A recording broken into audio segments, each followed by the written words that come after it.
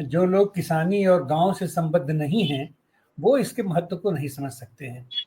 किसानी खेती हमारी हान का सौदा है, लेकिन उसके बावजूद भी वो धरती हमारी माँ होती है। हम उसके गोद में खेलते हैं, पलते हैं, बढ़ते हैं, और रोजगार हम हमको वहां से पैसा मिले न मिले, लेकिन हमारा भरण पोषण वो करती है, और उसके साथ हमारी सीधी सीधी संवेदना हमारे साथ उसकी जुड़ती है।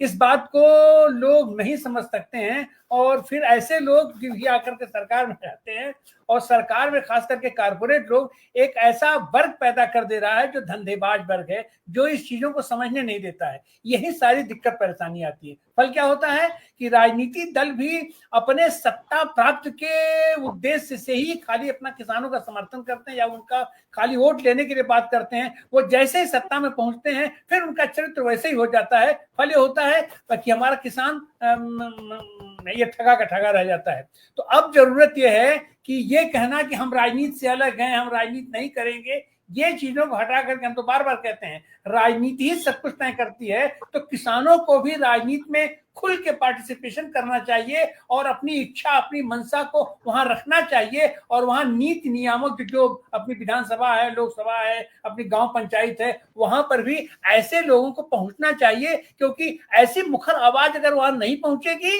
तो यही स्थिति होगी। ये लोग बार बार सौदा करते रहेंगे, बार बार हमारा किसान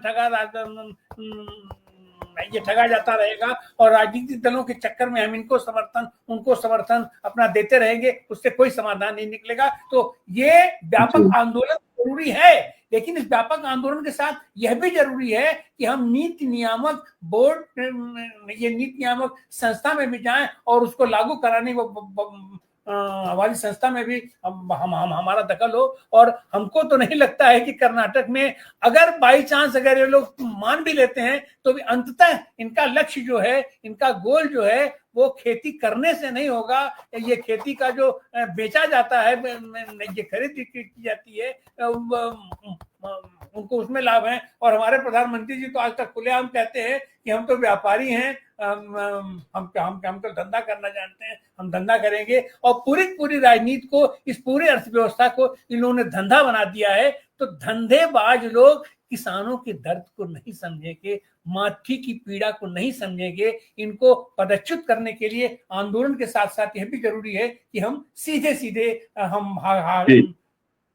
ये संसदीय राजनीति में भी अच्छे बढ़े। जी बहुत बहुत शुक्रिया तिवारी।